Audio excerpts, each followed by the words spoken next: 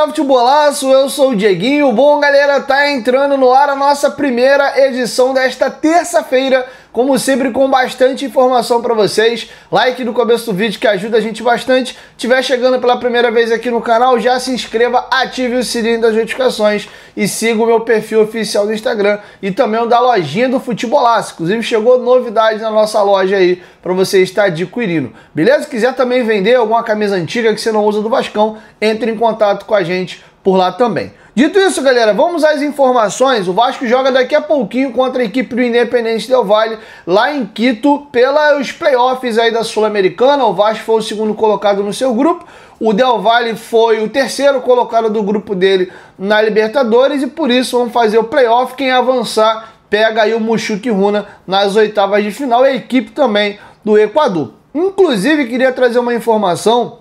O GE fez um levantamento antes do início da Libertadores, colocando ali qual eram as maiores altitudes da edição da Libertadores de 2025. E, coincidentemente, a segunda maior edição da Libertadores de 2025 era Quito. Tá? E o Vasco hoje vai jogar em Quito contra a equipe do Independente Del Valle. Falando mais especificamente já da partida, nós teremos transmissão só do SBT, ou pelo YouTube ou pela TV aberta, ou por streaming pela Paramount Plus, tá bom? Tá feito aí o registro para vocês. Vamos agora aqui falar das prováveis escalações. O Del Valle deve ir a campo com o goleiro Gustavo Villar, na lateral direita Matias Fernandes, a zaga Schunk e Cararbarral, e na lateral esquerda Gustavo Cortez. E aí, meio campo formado por 3 jogadores. O Alcivar é o primeiro volante, 2 volantes meias, o Guaguá e o Briones, e aí um meia armador atrás dos atacantes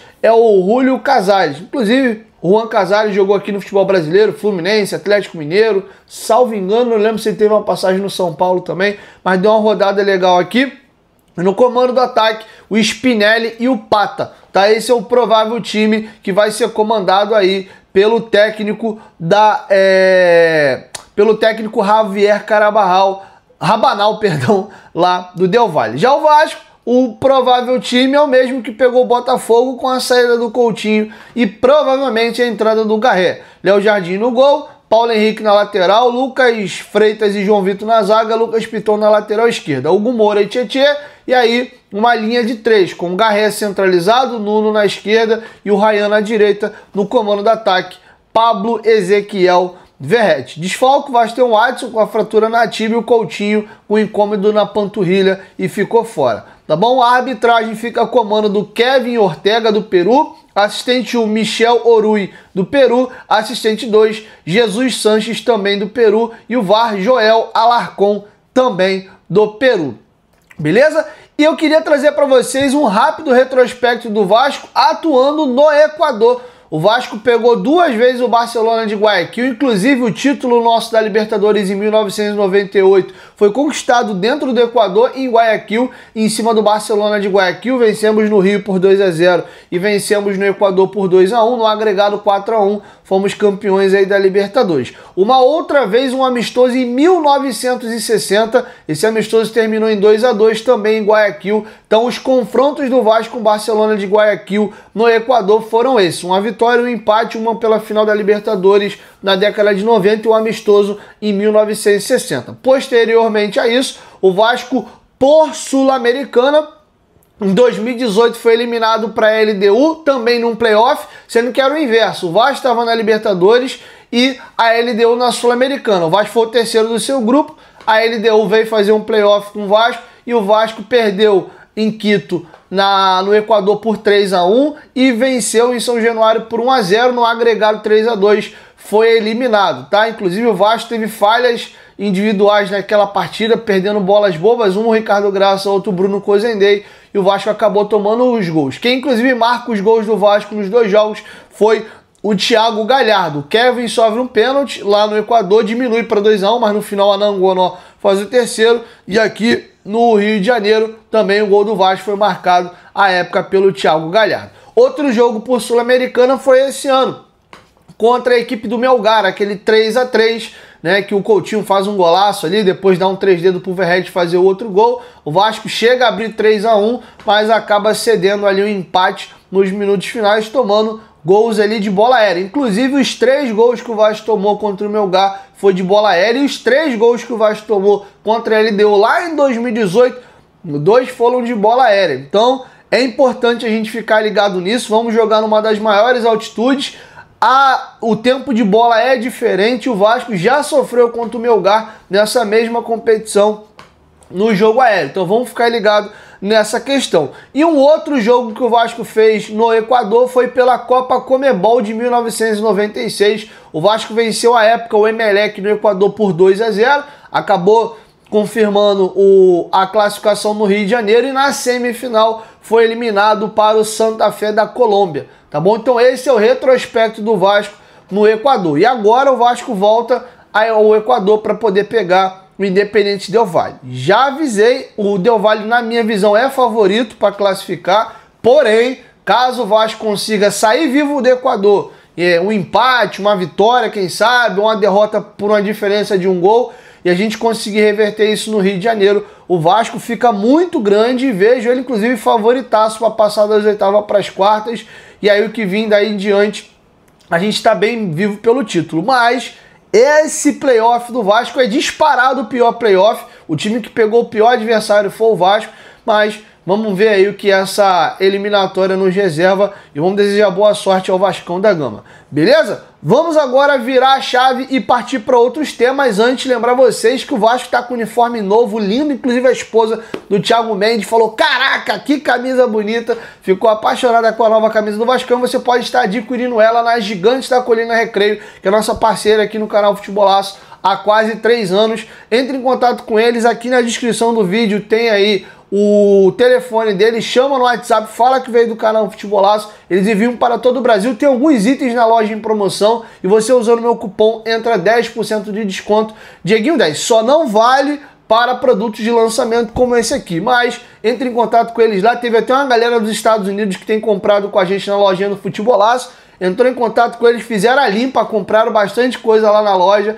Então entre em contato com eles lá, mas fala que veio do canal Futebolaço e usa o cupom Dieguinho10 para ganhar desconto em várias peças. Só não vale nessa aqui que é lançamento, beleza? Gigante da Colina Recreio, parceira do canal Futebolaço. Tá aqui o Instagram deles e o WhatsApp, entre em contato. Virando a chave agora, galera, vamos para 2 assuntos aí um pouco mais chatos. Jogo Vasco hoje da Sul-Americana, bacana, coisa legal, competição grande. Porém, o Vasco acabou de sofrer um transfer ban pela contratação do volante Juan Esforza. O Newell's Old Boys, que foi o clube que vendeu o jogador para o Vasco, acabou de conseguir a ação na FIFA. Lembrando que o Vasco sofreu um transfer ban há um mês mais ou menos atrás pelo Adson junto ao Lille da França. Porém, o Nice da França, desculpa. Porém, o Vasco conseguiu reverter isso pela questão do Vasco estar em recuperação judicial. O próprio Vasco emitiu uma nota aqui tranquilizando a galera a respeito disso. Vamos à nota do Vasco? O Vasco da Gama informa que está tomando todas as providências jurídicas necessárias para reverter a decisão publicada nesta data pela FIFA, que impôs ao clube uma sanção de registro ban em decorrência do processo movido pelo Newell's Old Boys. Nos termos da legislação brasileira relativa à recuperação judicial, o pagamento da obrigação questionada encontra-se legalmente suspensa. Além disso, decisões recentes do Comitê Disciplinar da FIFA têm reconhecido a soberania das leis nacionais nesses casos, afastando a aplicação de sanções esportivas quando demonstrada a incompatibilidade com a legislação local. O clube confia na reversão da penalidade, assim como ocorreu em procedimento movido pelo Nantes. Falei até errado o nome da equipe, falei Lille, Nice, desculpa. E reitera seu compromisso com a condução responsável e transparente de seu processo de reestruturação, tá bom? Então tá feito o registro para vocês. O Vasco tomou um transfer ban do Esforza, porém o clube acredita que isso vai ser revertido como foi a do Adson. Caminhando para a reta final, um dos nossos maiores ídolos, o Edmundo, no seu canal no YouTube, o Mundo Ed, fez uma denúncia um pouco pesada. Ele disse que a contratação do Thiago Mendes foi uma espécie de venda casada. Somente após a contratação do Thiago Mendes, a renovação de contrato do Léo Jardim foi possível. Lembrando que a negociação durou mais ou menos aí 8 meses. O Vasco vinha desde dezembro do ano passado tentando renovar o contrato do Léo Jardim. Mais ou menos 5 propostas foram recusadas e a proposta de fato dele só foi aceita após a contratação do Thiago Mendes. Não estou dizendo que o que o Edmundo denunciou é verídico, estou apenas relatando alguns fatos e vai agora o Edmundo e solta essa questão. Para não ficar nas minhas palavras, até porque a denúncia não é minha, estou só apenas narrando um fato, vou deixar com vocês agora o Edmundo dando aí fazendo a denúncia, inclusive pedindo o impeachment do presidente Pedrinho. Confere aí. Eu tive uma informação, fiquei pensando se falo, se não falo, porque envolve outras pessoas, mas a minha crítica é direta ao presidente. Isso é uma prática normal, eu tenho 54 anos, é uma prática normal de acontecer. Uma vez que você é levado a tomar uma certa atitude, outros que estão ao seu redor te forçam a tomar a mesma atitude. E eu vou dizer o que é. Em absoluto, eu não tenho absolutamente nada contra o Thiago Mendes, não tenho nada em absoluto contra o Léo Jardim, e não tenho nada em absoluto contra o staff, o empresário, quem quer que seja, do Léo Jardim. A minha crítica é ao presidente do Vasco. Tá? Para o Léo Jardim aceitar a sua renovação, o empresário do Léo Jardim, que eu não sei quem é, pelo menos foi isso que me disseram, obrigou o Vasco a contratar o Thiago Mendes. Estava vendo uns vídeos aí do Thiago Mendes com a camisa do Lyon, de fato, excepcional jogador, mas nos últimos 2 anos, dá para contar nessa mão, nessa só, às vezes que o atleta entrou em campo, jogando num campeonato bem ruinzinho lá no Catar. Então, isso dá uma demonstração de que o atleta não reúne as melhores condições física e técnica.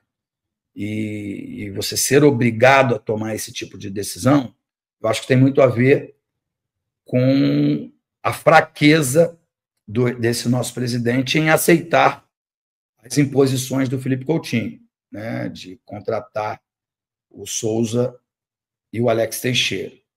E aí, numa atitude desesperadora, recentemente, para fazer média com a torcida, que estava muito chateada com essas contratações, ele dispensou, para dispensar o Souza, ele dispensou também o Capasso. Provavelmente, eu não vi nenhum deles reclamarem, principalmente nessa situação de recuperação judicial. Provavelmente, o presidente deve ter pago tudo que esses atletas tinham direito de receber, que eu acho até que é mais correto, até o final do ano, mas numa nítida atitude de deixar, de acontentar algumas pessoas, né? Principalmente a torcida que reclamava aí. Mas quando você aceita algumas situações, outros se acham na mesma condição de fazer. Mas por que você aceitou a imposição do Felipe Coutinho? Você tem que aceitar a minha também. Eu sou tão importante quanto. Né? Eu estou falando aí da imposição. Me parece que o Léo Jardim não teve nada a ver com essa história, que foi uma imposição do empresário do Léo Jardim, que se vocês me derem R$1 milhão para eu falar o nome, eu não sei quem é. Pode até ser um empresário importante no cenário, mas eu não estou falando da exigência dele. Ele pode exigir o que ele quiser, né? E é pertinente e é correto o presidente negar, porque é mais uma demonstração que você não está se importando com o clube. Né? O dinheiro não é meu, então eu posso gastar, porque tenho certeza absoluta que o Thiago Mendes não é um atleta barato. Mas, enfim, isso mostra uma incompetência gigantesca, e se tivesse eu hoje na posição de de oposição dentro do clube, eu pediria um impeachment desse presidente.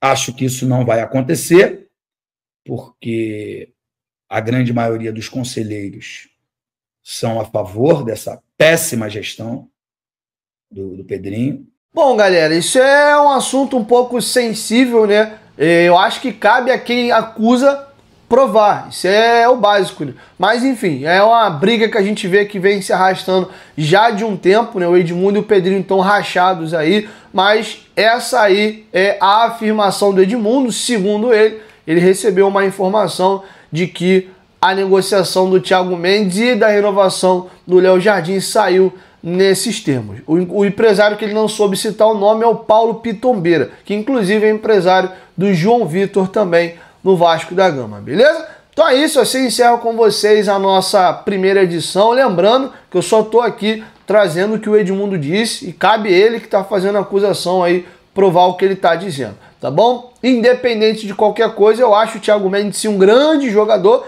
Meu único senão é como ele tá fisicamente nesse momento. O próprio São Paulo tentou contratar ele 3 vezes, o Flamengo chegou a abrir conversa com ele um tempo atrás, mas se assustou com os valores e decidiu sair fora da negociação. É um jogador com carreira muito bacana, sempre se transferindo por valores vultuosos, mas enfim, realmente teve uns probleminhas físicos nesses 2 últimos anos de carreira jogando no Al Rayyan, beleza? Então é isso, 1, 2, 3, futebolaço, tamo junto família, logo mais eu volto, ou com pós-jogo, tô pensando em fazer uma live pra vocês aí por mais ou menos, por volta das 6, 6h30 da noite.